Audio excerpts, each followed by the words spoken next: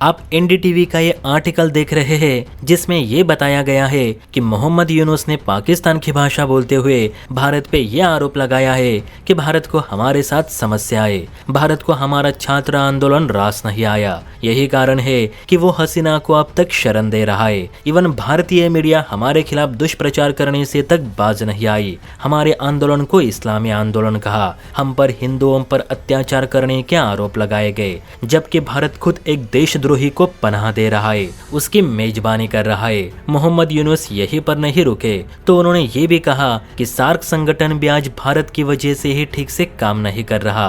भारत की दोगली और स्वार्थ से भरी राजनीति ने इस संगठन को खोखला कर दिया है, जिस पर सार्क सदस्य देशों को विचार करने की जरूरत है। तो ऐसी बहुत सी भारत विरोधी बातें मोहम्मद यूनुस ने संयुक्त राष्ट्र की महासभा में उगल दी। उस वक्त तो भारत ने कुछ नहीं कहा, लेकिन आज भारत ने जरूर कुछ ऐसा कह दिया कि यूनुस को उसकी हैसियत पता चल जाए। देखिए, यूजीए में भारत विरोधी स्पीच देने के कुछ दिन बाद ही बांग्लादेश की अंतरिम सरकार की ओर से भारत के लिए निवेदन किया जाता है कि भारत बांग्लादेश के लिए क्रेडिट बढ़ाए। दरअसल आप सभी को पता होगा कि भारत हर साल अपने पड़ोसियों के लिए LOC यानी लाइन ऑफ क्रेडिट जारी करता है। इस LOC के तहत भारत नेपाल, श्रीलंका, भूटान, मालदीव, अफगानिस्तान और बांग्लादेश जैसे देशों को एक निर्धारित रकम देता है ताकि इन पैसों का इस्तेमाल ये पड़ोसी देश अपने बुनियादी ढांचे को मजबूत करने के लिए यूज कर सके। अब बांग्लादेश की ही बात करें तो भारत ने पिछले 8 वर्षों में सड़क, रेलवे, सिंचाई और बंदरगाहों जैसी कई बुनियादी ढांचों की परियोजनाओं के लिए $8 बिलियन से अधिक की LOC सहायता बांग्लादेश को मुहैया की है। इवन कई मौकों पर भारत ने बांग्लादेश को इंटरेस्ट फ्री आर्थिक पैकेज भी मुहैया किए। इसके बावजूद ये मोहम्मद भारत को हमारे साथ समस्या है ऐसी स्टेटमेंट दे रहा है। लेकिन इस बुड्ढे को ये पता नहीं कि जब तुम अमेरिका में रह रहे थे तब भारत ही बांग्लादेश को पोस रहा था।